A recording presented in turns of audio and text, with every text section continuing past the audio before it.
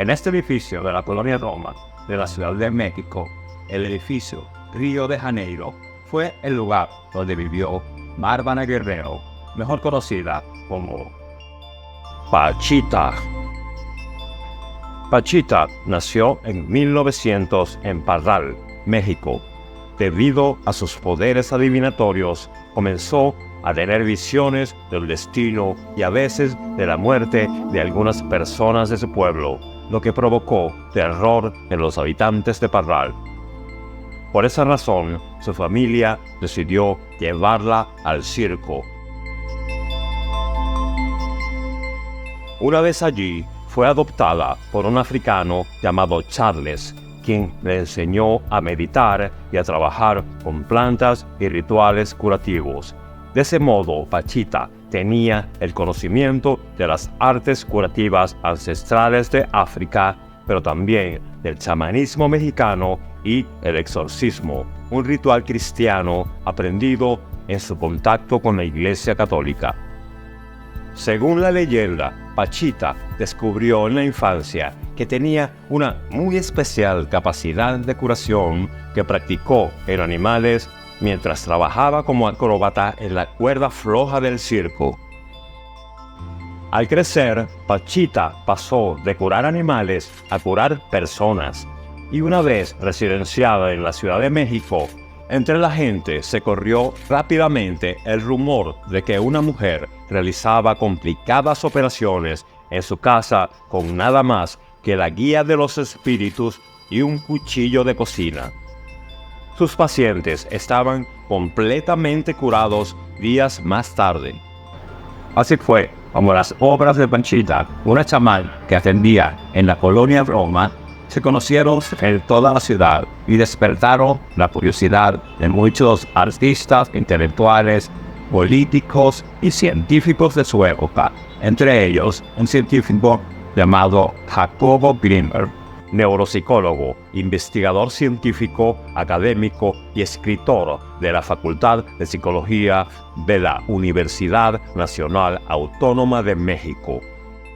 Estudio la actividad cerebral, la fisiología cerebral, y me invitaron a conocer a esta mujer Pachita y a sus operaciones. Y lo que yo vi ahí, en principio, contradecía todo concepto y todo conocimiento que yo tenía acerca de la realidad. Y a mí lo que me enseñó, esto que vi, que Salvador pues lo estaba describiendo, y que yo fui testigo también de aquello, lo que me enseñó es que yo no puedo decir cuál es el límite de la capacidad humana.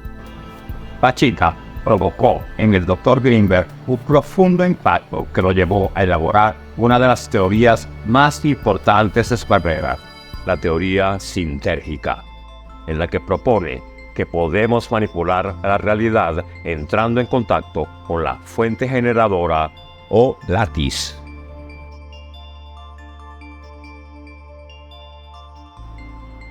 Durante las operaciones que realizaba, en las que el doctor acompañó a Pachita, documentó que ella era capaz de materializar y desmaterializar objetos, órganos y tejidos que realizaba en medio de un trance en el que Pachita abandonaba su conciencia y servía de medio para la manifestación del espíritu del último emperador azteca, Cuauhtémoc. Durante las sesiones, este espíritu conversaba con los presentes y manifestaba que los aztecas no hacían sacrificios humanos, sino curaciones psíquicas, tal como Pachita. Por otra parte, la más prestigiosa y brillante arqueóloga de México, Eulalia Guzmán, también sostenía que los sacrificios aztecas no existieron, y una de las evidencias irrefutables, entre muchas, es que no hay una sola piedra o ala de sacrificios humanos entre los miles de monolitos que existen en México y en los museos del mundo.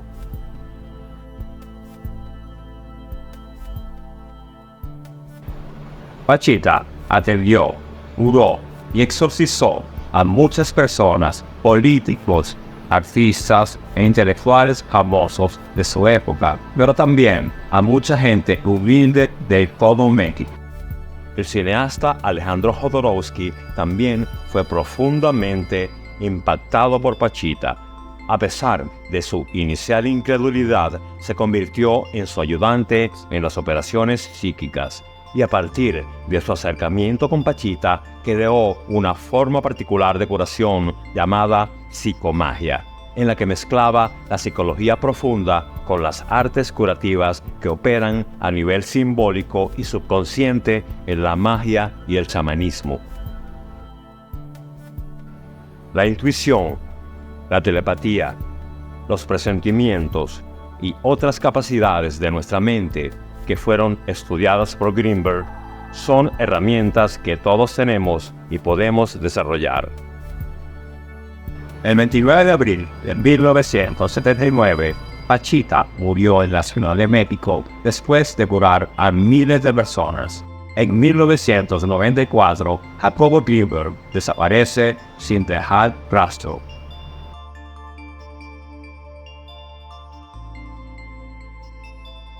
Que tengan una excelente vida.